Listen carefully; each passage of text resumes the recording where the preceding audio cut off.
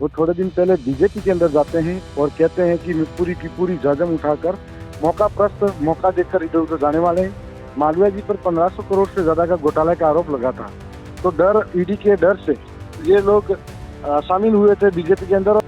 महेंद्रजीत मालवीय ने जो है बीएपी की दुकान बंद कर दी, अब आपकी भी दुकान बंद कर दी। ये इसको जो है उन्होंने वोट कटवा साबित किया। और जी नमस्कार। सर, राकेश चौधरी बात कर रहा हूँ भारत रफ्तार न्यूज से। जी सर, मेरा पहला सवाल बीएपी के कल जो 309 कार्यकर्ता कांग्रेस में शामिल हुए हैं जी को लेकर के है, आपके ऊपर कांग्रेस ने सवाल उठाए हैं। सर, क्या कहेंगे आप? सबसे पहली बात ये है कि जो लोग शामिल हुए, जी, क्या उन्होंने कभी बीएपी की सदस्यता ली थी? क्या उन्होंने कभी सदस्यता नहीं ली थी।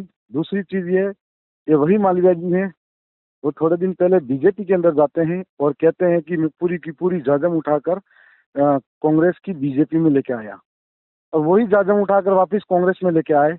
ये अवसरवादी लोग हैं जो किसी एक जगह टिक नहीं पाए, सिर्फ और सिर्फ मौका देखकर इधर उधर जाने वाले हैं।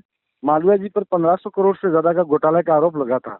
जी, जब आरोप लगा तो ईडी के डर से ये लोग शामिल हुए थे बीजेपी के अंदर। और रंधावा जी, इनके जो कांग्रेस प्रदेश प्रभारी रहे हैं, उन्होंने कहा था कि अंग्रेजों के सामने भी आदिवासी नहीं झुका, लेकिन ईडी के डर से मालवीय जी भाग गए।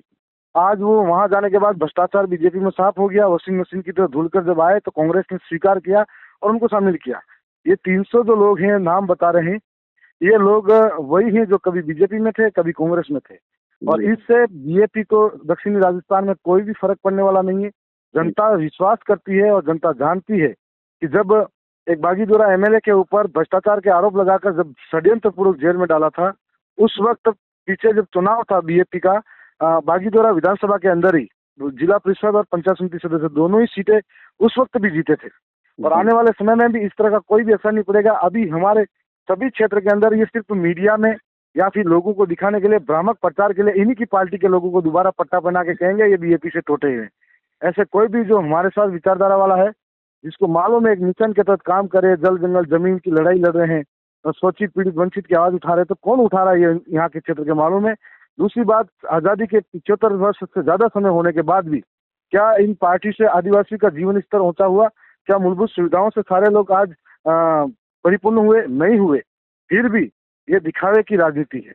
जी, कहूँगा कांग्रेस जो है आरोप लगा रही है कि महेंद्रजीत मालवीय ने जो है बीएपी की दुकान बंद कर दी, अब आपकी भी दुकान बंद कर दी। ये इस प्रकार की बातचीत अब तक आ रही है सर सामने। क्या कहेंगे? मालवीय जी अपने वर्चस्व की अंतिम लड़ाई लड़ रहे हैं, जो अपने आप को बचाने के लिए, राजनीतिक जीवन और करियर को बचाने के लिए लड़ रहे हैं। लेकिन आज अवसरवादी लोग ही उनके साथ हो सकते हैं, और वो लोग भी ऐसे हैं जो कभी बीजेपी कभी कांग्रेस में साथ जा सकते हैं। मालवीय जी को मालूम है कि अब राजनीतिक युवाओं के हाथ में है और युवा भागीदारी चाहता है लोकतंत्र के अंदर। और आज के समय में सिर्फ और सिर्फ वहां ले जाकर खुश करने का काम कर सकते हैं। और एक सबसे बड़ी बात ये भी देखने को मिलती है कि जिन नेताओं को मिलने का समय नहीं मिलता था, जिन नेताओं को पार्टी के दफ्तर में भी कुर्सियां नहीं दी जाती थी, उन नेताओं के साथ में आज हमारी ताकत की वजह से यहाँ के लोगों को दिल्ली जाकर, जयपुर जाकर माला पहनाई जा रही है, तो उनका भी कद बढ़ा है। और ये इसीलिए हो रहा है क्योंकि बीएपी का जनाधार दिनों दिन बढ़ता जा रहा है, विश्वास दिनों दिन बढ़ता जा रहा है। जी सर, कल जब कांग्रेस में जब मालवीय जी शामिल हुए, तो जिस प्रकार का बयान डोटासरा जी ने दिया, उन्होंने कहा कि हमने बिना हाईकमान को पूछे हमने जो है बीएपी से गठबंधन किया, तमाम प्रकार की बातें गिनाई। और अशोक गहलोत जी ने तो कल यहाँ तक कह दिया कि बीएपी को भी कांग्रेस में शामिल हो जाना चाहिए। देखो, लोकतांत्रिक प्रक्रिया के तहत यदि किसी के साथ मिलकर लड़ना कोई गुनाह नहीं है। और दूसरी ओर आज देश की दोनों राष्ट्रीय पार्टियों ने मिलकर अलग अलग दलों को शामिल करके आपस में लड़ाई लड़ रहे हैं।